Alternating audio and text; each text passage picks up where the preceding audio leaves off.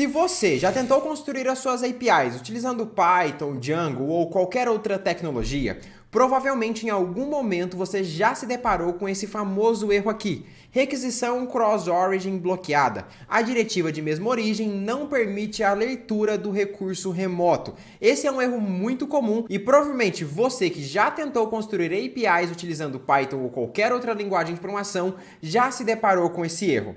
Pode ser que você tenha encontrado uma solução genérica na internet, uma linha de código para você adicionar ali dentro e resolver o problema. Mas você entendeu mesmo o que é a política de mesma origem, o que são os bloqueios do CORS, por que eles existem e qual que é a melhor forma de você resolver e entender esse problema? E é exatamente isso que você vai aprender no vídeo de hoje. Você vai entender o que é a política de CORS, como tratar esse erro e como você deve implementar uma solução correta para suas APIs funcionarem via requisição remota. Então, deixa eu mostrar aqui o projeto que a gente vai utilizar como exemplo, que já é um projeto pronto que a gente vai resolver esse erro aqui depois de entender a política de CORS. Basicamente, quando a gente trabalha com APIs, a gente tem um back-end e um front-end separado. Back-end é aquilo que roda por debaixo dos panos, o nosso servidor, o nosso código Python e Django, por exemplo, onde ele realiza conexões com banco de dados, processamento das informações e tudo mais. E o nosso front-end, nesse caso, foi escrito em Vue.js, que foi uma aula da Python Full que a gente tivemos ali dentro. Esse nosso front-end, ele vai precisar consumir recursos de um nosso back-end escrito em Python. Só que eu quero que vocês separem o seguinte: o erro de CORS acontece por causa da política de mesma origem. Deixa eu até trazer o material de apoio aqui para vocês. Que é, essa política, ela significa o seguinte: olha, um recurso, alguma entidade só pode consumir o recurso do seu back-end se ele estiver na mesma URL. Então repare o seguinte: o nosso back-end, ele está em qual URL? Ele está nessa URL aqui, ó, 127.0.0.1 2.8000. Enquanto o nosso front-end está na seguinte URL, ó, 127.0.0.1 2.8080. Então a porta é diferente. Se o protocolo, domínio, IP ou porta forem diferentes, esses dados são de origens diferentes. Então eu tenho aqui o meu front-end na porta 8080 e eu tenho o meu back-end na porta 8000. Mais de 630 aulas, agendamento de reuniões individuais com professores, análises de código, maratonas de programação e uma coletânea de exercícios de lógica para te destacar em qualquer entrevista. E tudo que você precisa para conquistar a sua primeira vaga como programador Python em um só lugar.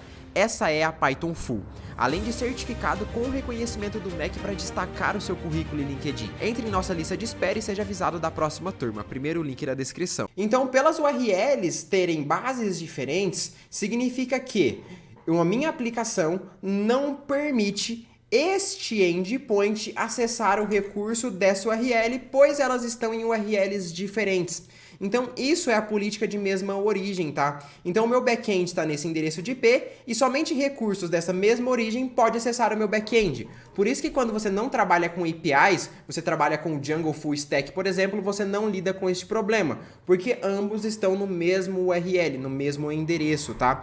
Quando a sua API vai para um endereço diferente, como esse daqui, por exemplo, ele já não consegue acessar os recursos. Então, como que eu informo falando o seguinte: olha, tal endereço, tal acesso pode se conectar à minha aplicação e solicitar recursos. Então, todas as vezes que a gente faz um response dentro do nosso back-end, vamos pegar aqui a parte de Payments, Views, APIs aqui. Nós estamos retornando uma resposta HTTP para o nosso front-end dentro do meu back-end. Então, estou retornando aqui uma resposta 200 e informando o ID da transação.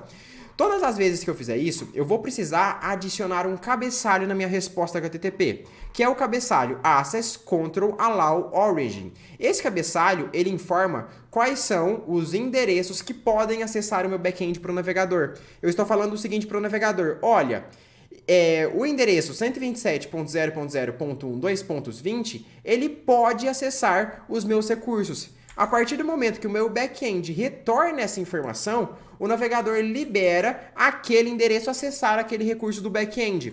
Ou se eu quiser, por exemplo, liberar para todos os domínios, todas as URLs, eu posso enviar no meu cabeçalho um asterisco, tá? Então, é essa response aqui que vai informar quais domínios estão permitidos.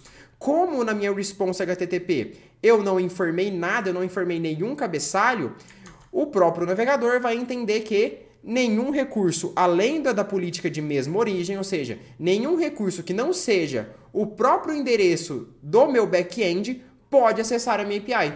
Por isso que eu não consigo fazer requisições. Então, quando eu estou aqui nessa minha aplicação e venho aqui e tento acessar qualquer tipo de recurso, eu venho aqui em pagamentos, ele me dá um erro. O erro que está dando aqui, se a gente olhar no console, ó, é uma falha bloqueada pela política de CORS. Se eu tento acessar aqui a página de login e tento fazer algum tipo de login também, ele vai me trazer um erro que também é pela política de CORS. Significa que esse meu endereço não pode acessar o meu back-end. Então eu preciso enviar nas minhas responses do meu back-end que aquele endereço pode acessar o meu back-end.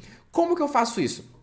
Eu até poderia criar um próprio mirror que faz isso, ou em todas as responses eu adicionar aquele cabeçalho, mas existe já um mirror criado por uma biblioteca que chama Django Course Headers. Mirror, o que é? É basicamente uma função que vai interceptar uma request ou uma response e realizar uma alteração no seu código. Então, em vez de em todas as minhas returns aqui, eu adicionar o meu cabeçalho lá com os dados, com os IPs que podem acessar a minha aplicação, eu faço o seguinte: eu intercepto todas as requisições e adiciono esse cabeçalho caso ele não exista. Só que eu não preciso criar esse mirror também. Existe uma biblioteca do Django que é o Django Course Headers. Então, você no seu back-end, você pode fazer o seguinte: pip install Django-course-headers. Perfeito. Ele vai fazer a instalação e agora você pode realizar toda a configuração lá no seu settings.py. Então, eu acesso o core da minha aplicação back-end, venho no meu settings.py, eu adiciono course headers nos meus apps instalados, certo? E eu adiciono esse mirror também. Esse mirror, ele vai ser quem vai interceptar a requisição e vai adicionar aquele cabeçalho. A gente pode até vir aqui na nossa Venv, em lib, adicionar aqui.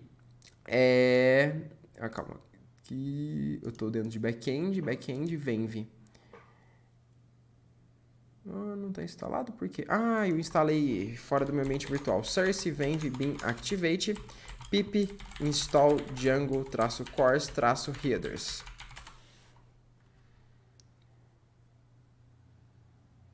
Beleza, vamos fazer a instalação aqui, agora correta, que eu esqueci de ativar o ambiente virtual. Beleza, agora ele instalou aqui o Django aqui. Ele instalou em Course Headers. Em Mirrors, nós temos o Mirror que a gente está criando. E aqui, esse Course Mirror, que é exatamente quem a gente passou aqui, ó, Course Mirror, é quem fica responsável por interceptar a nossa requisição. Então, aqui nós estamos interceptando uma requisição e adicionando aqui, ó, self.add-response-readers. Ele está adicionando aqui dentro do nosso cabeçalho o nosso Course Origin Policy, tá? Então, ele está adicionando o IP que ele pega lá de conf.course-allow-all-origins, tá? E isso a gente vai definir dentro do nosso settings também. Então, ele intercepta a nossa requisição e vai pegar lá do nosso settings e adicionar os IPs aqui dentro desse processo.